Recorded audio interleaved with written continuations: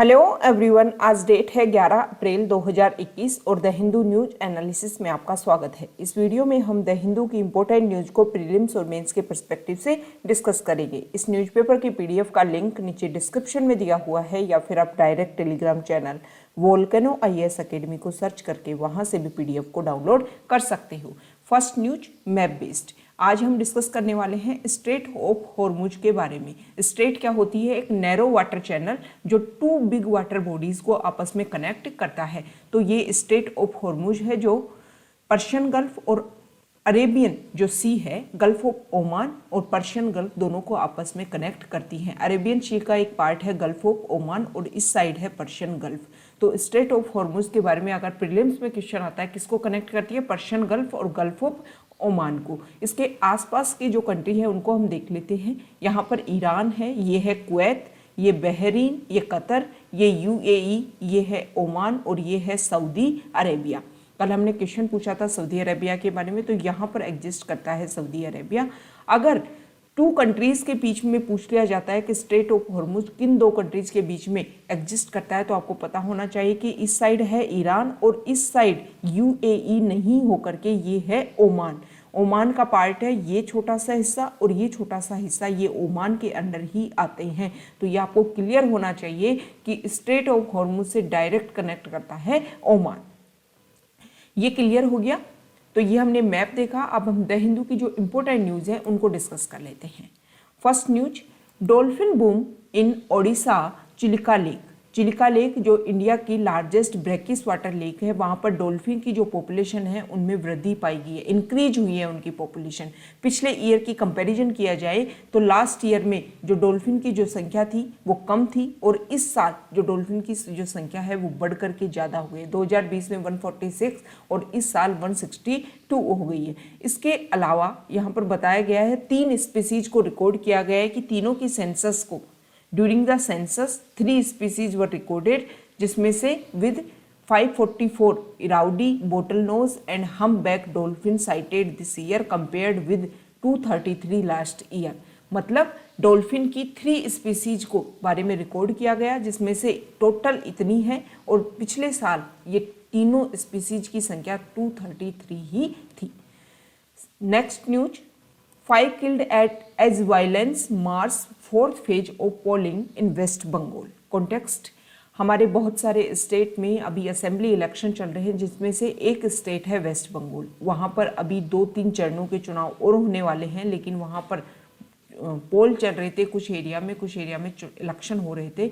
तो एक polling booth के ऊपर एक रूमर्स फैलता है कि एक बीमार व्यक्ति को पीटा गया है पुलिस पर्सनल के द्वारा। इसलिए बहुत सारे गांव के लोग इकट्ठे होकर के आते हैं, अटैक कर देते हैं उस बूथ के ऊपर और उसमें अपने खुद के डिफेंस के लिए जो CISF जो पुलिस है वो उनके ऊपर ओपन फायर कर देती है, जिसकी वजह से इन लोगों की डेथ हो जाती है। अब CISF के बारे में बेसिक फैक्ट्स हम देख लेते हैं। सेंट्रल इंडस्ट्रियल सिक्योरिटी फोर्सेज 1969 में इनको एस्टेब्लिश किया गया था by an act of parliament, लेकिन 1969 में एस्टेब्लिश और 1983 में किसी दूसरे एक्ट ऑफ पार्लियामेंट के थ्रू इनको आर्म्ड फोर्सेज के रूप में एस्टेब्लिश किया गया। मिनिस्ट्री ऑफ होम अफेयर्स के अंडर आते हैं और इनका हेडक्वार्टर न्यू दिल्ली में है।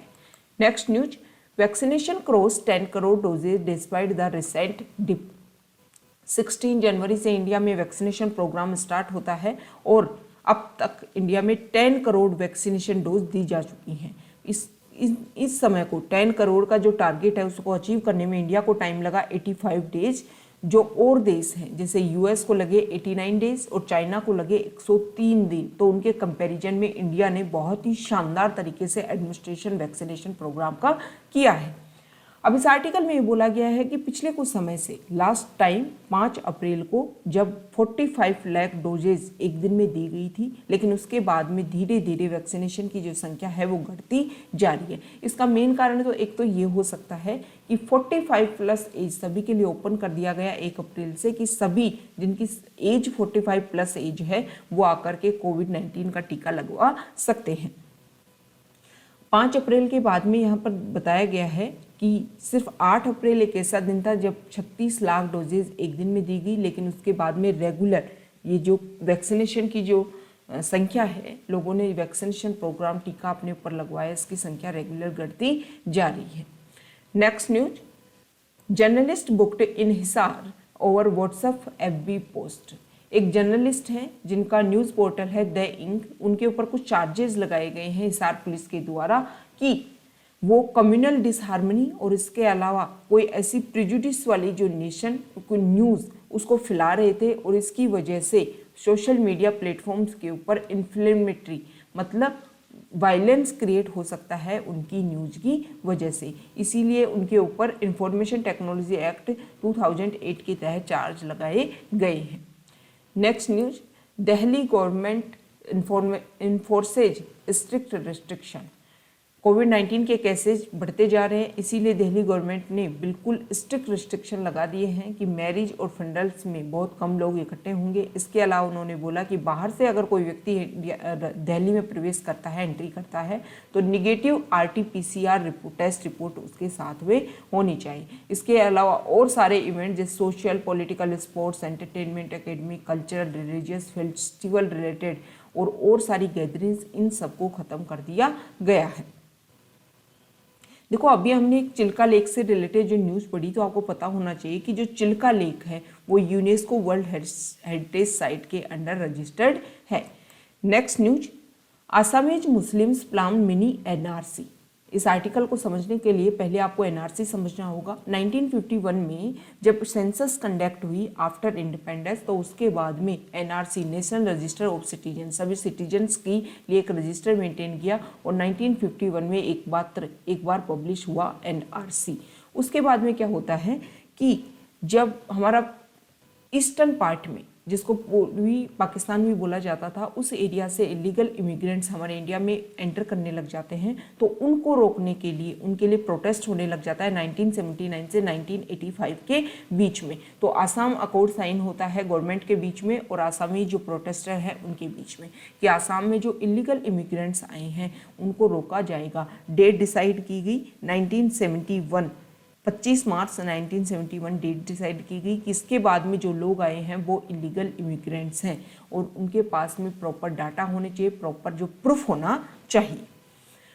अब ये NRC, अब वहाँ पर पिछले 2019 में NRC कंडक्ट करवाई गई और वहाँ के जो लोग हैं 19 लाख लोग ऐसे जिनके पास में इलीगल डॉक्यूमेंट्स हैं, मतलब उनके डॉक्यूमेंट्स प्रूफ सही नहीं है। तो इसी को लेकर के जो आसामीज मुस्लिम्स हैं उन्होंने मिनी NRC कंडक्ट करवाने की बात बोली है कि जो मुस्लिम्स आसाम के ही रहने वाले थे उन लोगों को तो कम से कम उन लोगों से अलग किया जाए जो इलीगल इमिग्रेंट्स के तहत आते हैं। अब इस न्यूज़ को समझने के बाद में इलीगल इमिग्रेंट्स एक वर्ड बार बार रिपीट हो रहा है।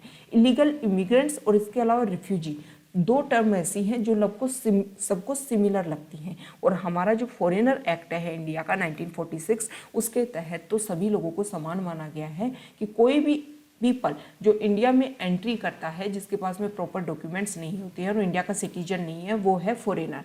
तो फॉरेनर सेम, चाहे वो इलीगल इमिग्रेंट हो या फिर रिफ्यूजी हो, दोनों चीज़ें अलग होती हैं, दोनों में अंतर होता है चॉइस के आधार पर। रिफ्यूजी ऐसे लोग होते हैं जो अपनी कंट्री से अपनी जान बचाने के लिए भागते हैं। जैसे अभी म्यांमार से हमारे इंडिया में लोग आ रहे थे कि अगर वो लोग म्यांमार में रहे तो उनको जान से मार दिया जाएगा, मतलब जान का खतरा जिनको है वो होते हैं रिफ्यूजी।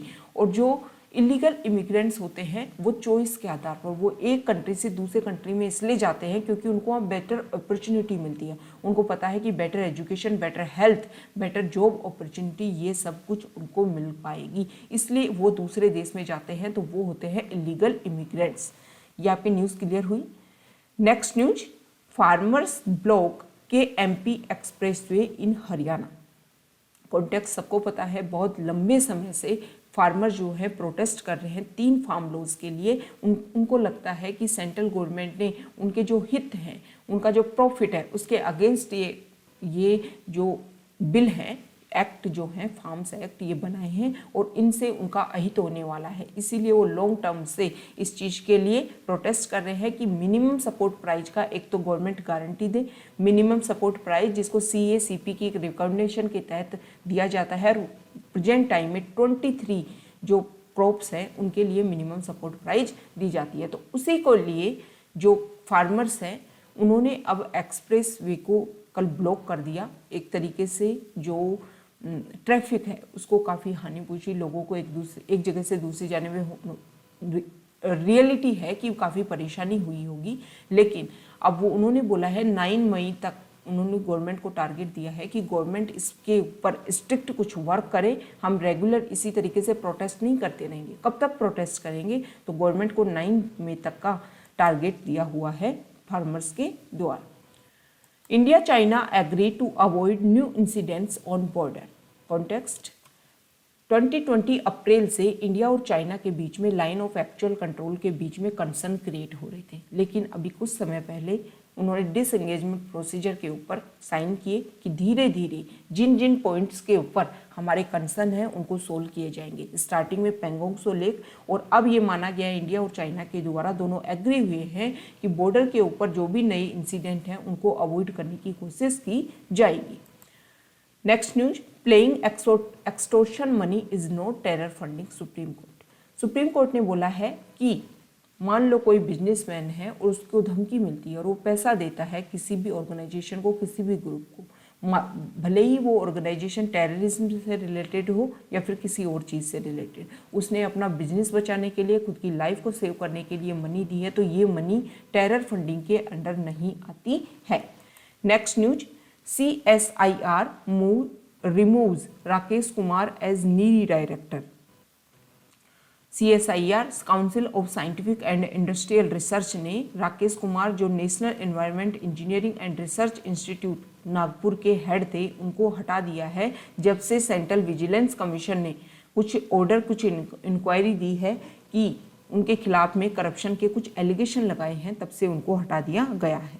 अगर नीरी की हम बात करें तो देखो, NEERI is one of the CSIR most important institute and works closely with the government as a consultant to multiple environment related projects and give expert opinion in several disputes involving government and private companies on matters of air, water and land pollution। सीधी सी बात है कि pollution की बात हो, चाहे किसी भी level का पोल्यूशन हो, उसमें गवर्नमेंट को और किसी भी जो कंपनी है, प्राइवेट कंपनी, उनको एक तरीके से कंसल्टेंट का काम करती है नीरी। नीरी जो है वो एक रिसर्च इंस्टीट्यूट है, ministry of science and technology के अंडर आती है और नागपुर में 1958 में इसको एस्टेब्लिश किया गया था। CSIR के 38 नेशनल लेबोरेटरीज हैं और उसी में से नीरी भी एक है। अब हम बात कर लेते हैं CSIR के बारे में, council of scientific and industrial research. ये जो है CSIR वो सितंबर 1942 में इसको एस्टेब्लिश किया गया था। न्यू दिल्ली में इसका हेडक्वार्टर है और ministry of science and technology के अंडर आती है और ये इंडिपेंडेंट बॉडी है, ऑटोनोमस बॉडी है और सोसाइटीज रजिस्ट्रेशन एक्ट 1860 के अंडर ये काम करती है। ये जो CSIR है इसके president prime minister of India, मतलब एक्स ऑफिशियो, जो भी प्राइम मिनिस्टर PM होंगे वो इसके हेड बन जाएंगे। वाइस प्रेसिडेंट होते हैं union minister of science and technology. इसके अलावा इसमें गवर्निंग बॉडी होती है जिसमें हर मेंबर की जो टर्म है वो 3 इयर्स तक होती है। इसका काम ये है कि जो रिसर्च है, साइंटिफिक और इंडस्ट्रियल रिसर्च, उसके ऊपर काम किया जाए। ये जो CSIR है उसके फाउंडर डायरेक्टर थे शांति स्वरूप भटनागर, इसीलिए उनको CSIR को एस्टेब्लिश करने की जो जिम्मेदारी, जो एक तरीके से वो दिया जाता है कि उन्होंने क्रेडिट दिया जाता है, वो शांति स्वरूप भटनागर को दिया जाता है। इसीलिए ये जो शांति स्वरूप भटनागर थे वो UGC के भी चेयरमैन रह चुके थे। ठीक है, नेक्स्ट न्यूज देखिए, general Naravane interacts with officers of Bangladesh army. Context, Indian army के जो चीफ है जनरल MM नरवणे, वो बांग्लादेश की 5 दिन के ऑफिशियल टूर पे हैं। ये जो 2021 जो ईयर है वो बांग्लादेश के लिए काफ़ी इम्पोर्टेंट है। इस साल हमारे इंडिया और बांग्लादेश के जो डिप्लोमेटिक रिलेशन है उनको 50 ईयर्स कंप्लीट हो गए हैं। इसके अलावा बांग्लादेश का पाकिस्तान से जो लिबरेशन हुआ था, जो उनको फ्रीडम मिली थी, उसको भी 50 ईयर्स कंप्लीट हो चुके हैं। और बांग्लादेश के जो फाउंडिंग फादर हैं शेख मुजीबुर रहमान, जिनको बंगबंधु के नाम से भी जाना जाता है, उनकी 100 बर्थ एनिवर्सरी है। तो ये 2021 जो ईयर है वो काफ़ी इंपॉर्टेंट है। इसी को लेकर के अभी हमारे पीएम मिस्टर नरेंद्र मोदी भी वहाँ की विजिट पर गए थे और अब हमारे आर्मी चीफ वहाँ पर गए हैं। क्यों? देखो, दोनों तरह से एक बात ये की जा रही है कि जो रिलेशन है इंडिया और बांग्लादेश के, वो काफ़ी मजबूत होने चाहिए। हिस्ट्री में काफ़ी मजबूत थे क्योंकि बांग्लादेश को एग्जिस्ट करवाने में इंडिया ने काफ़ी इंपॉर्टेंट रोल प्ले किया था। लेकिन वर्तमान समय में कुछ प्रॉब्लम है। एक तो जो रिवर वाटर डिस्प्यूट को लेकर के कुछ प्रॉब्लम है और एक प्रॉब्लम है बॉर्डर मैनेजमेंट को लेकर के। बहुत सारे लोग बांग्लादेश से इंडिया में प्रवेश करते हैं, उनके ऊपर हमारी जो बॉर्डर सिक्योरिटी फोर्स है उसके द्वारा फायरिंग कर दी जाती है, जिससे उनकी डेथ हो जाती है। इसको लेकर के काफ़ी कंसर्न क्रिएट किया जा रहा है। तो दोनों तरफ से कोशिश की जा रही है कि स्ट्रिक्ट डिसीजन लिया जाए ताकि ये ऐसी परेशानी फ्यूचर में कभी भी ना हो। Next news, Meghalaya villagers oppose dam on उमगोट। देखो, मेघालय हमारा स्टेट जहाँ पर गारो खासी जयंतिया हिल्स हैं और सबसे ज़्यादा माउसिनराम वहाँ पर एरिया है जहाँ सबसे ज़्यादा रेन होती है।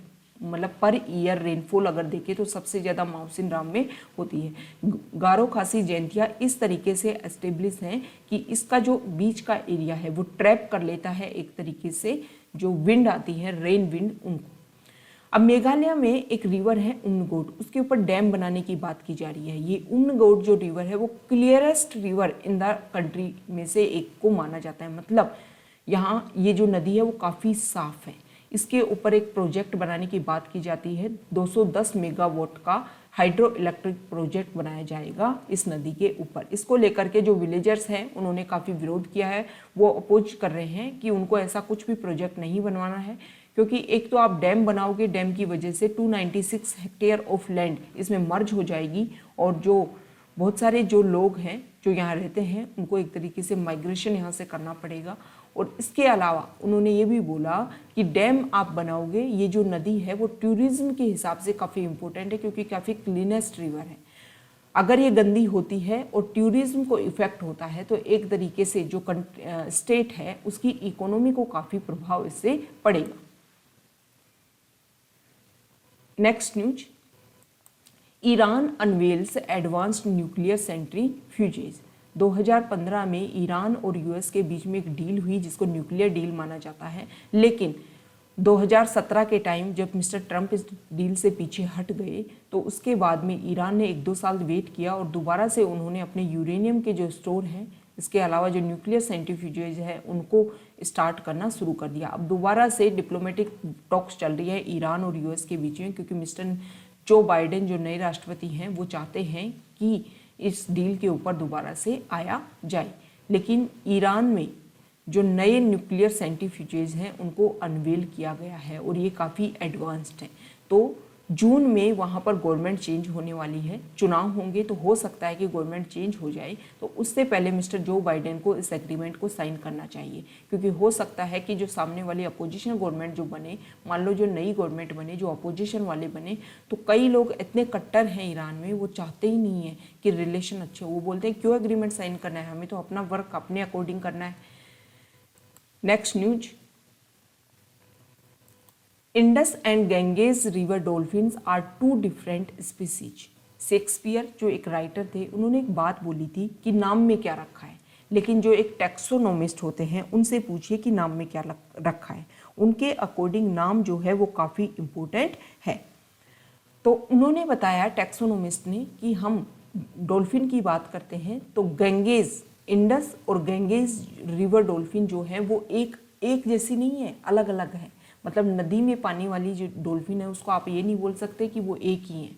दोनों नदियों में पाने वाली जो इंडस रिवर में और गंगा रिवर में जो डॉल्फिन पाई जाती हैं वो 2 सेपरेट स्पीसीज हैं।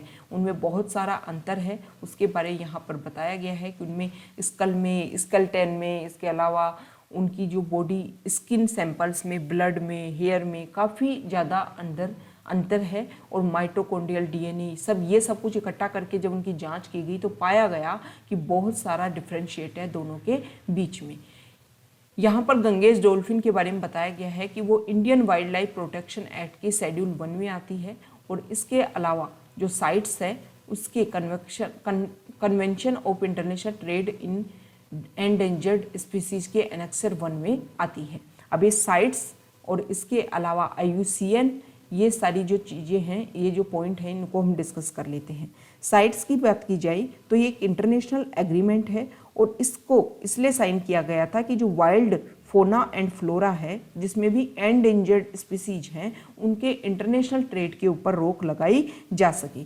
1963 में एक रिजोल्यूशन के तहत इसको अपनाया गया था और 1975 से ये फोर्स में आया था।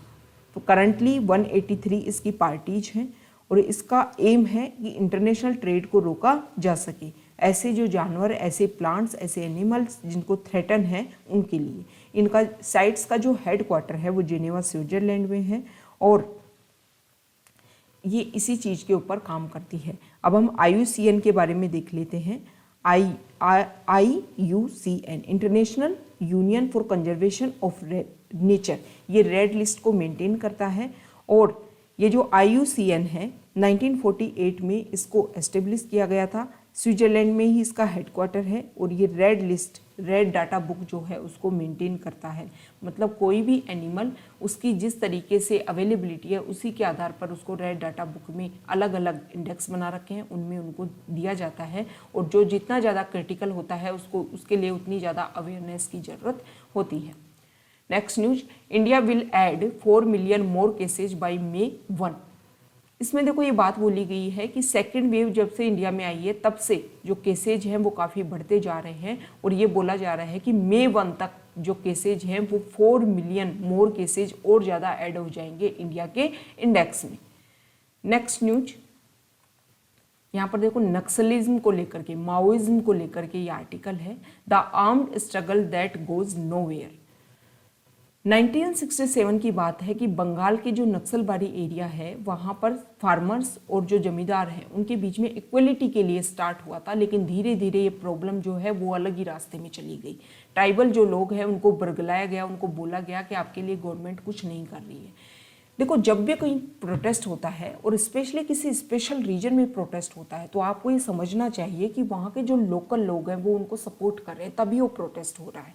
अभी हमारे जो छत्तीसगढ़ के सुकमा वाले में जो हमारे आर्मी पर्सनल हैं उनको मार दिया गया और नक्सलिज्म जो है वो काफ़ी ऊंची एक लेवल पर पहुंचता जा रहा है। हालांकि करंटली ईयर्स की बात करें तो बहुत सारे नक्सलाइट्स ने एक तरीके से सरेंडर किया है, लेकिन सरेंडर, एक रिपोर्ट सामने आई, एक स्टडी सामने आई कि स्टडी तब जब वो सरेंडर उसी टाइम करते हैं जब उनको लगता है कि वो चारों तरफ से घिर चुके हैं।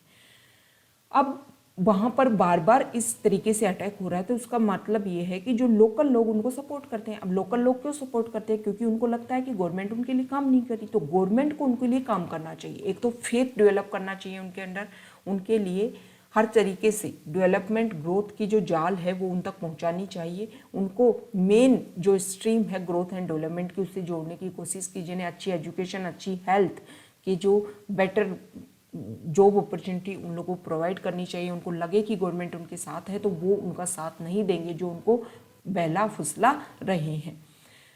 इसके साथ में एक तरीके से तो गवर्नमेंट इस तरीके से काम करे, दूसरी तरीके से जो आर्मी का साथ है वो भी लेने की आवश्यकता है। मतलब दोनों का मिक्सअप रूप लेकर के चले तभी वो लोग मेन स्ट्रीम में जुड़ पाएंगे।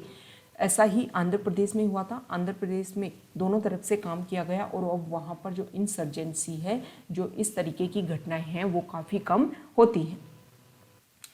नेक्स्ट न्यूज, यहाँ पर देखिए, कोविड-19 की जो इंडिया में सेकेंड वेव आई है उसको लेकर के आर्टिकल है। इसमें कोविड-19 की जो सेकेंड वेव है इंडिया में उसके बारे में इंपॉर्टेंट बात ये बताई गई है कि पहली जो वेव थी इंडिया में उसकी तुलना में, उससे अगर कंपैरिजन किया जाए तो हमारे इंडिया में जो केसेज हैं वो पर डे काफ़ी जल्दी इंक्रीज हो रहे हैं। हालांकि हमारे यहाँ पर जो टेस्ट की जो संख्या है वो फर्स्ट वेव की तुलना में काफ़ी ज़्यादा है, लेकिन पॉजिटिविटी जो रेट है वो फर्स्ट वेव की तुलना में काफ़ी कम है। पॉजिटिविटी रेट क्या होती है कि 100 टेस्ट हुए उसमें से कितने केसेज जो हैं वो पॉजिटिव पाए गए, तो फर्स्ट वेव की तुलना में काफ़ी कम है। मतलब टेस्ट बहुत ज़्यादा हो रहे हैं लेकिन 100 टेस्ट में कितने पॉजिटिव पाए जा रहे हैं, ये जो संख्या है वो काफ़ी कम है। केसेज में इंडिया जो है वो नंबर 1 है, regular highest number of cases पूरे वर्ल्ड में सामने आते जा रहे हैं। यूएस और ब्राज़ील को भी सरपास कर दिया है इंडिया ने। डेथ में इंडिया, यूएस और ब्राज़ील के बाद में डेथ में तीसरे नंबर पर आ रहा है। Third highest number of average daily deaths India में कोविड-19 की वजह से हो रही है।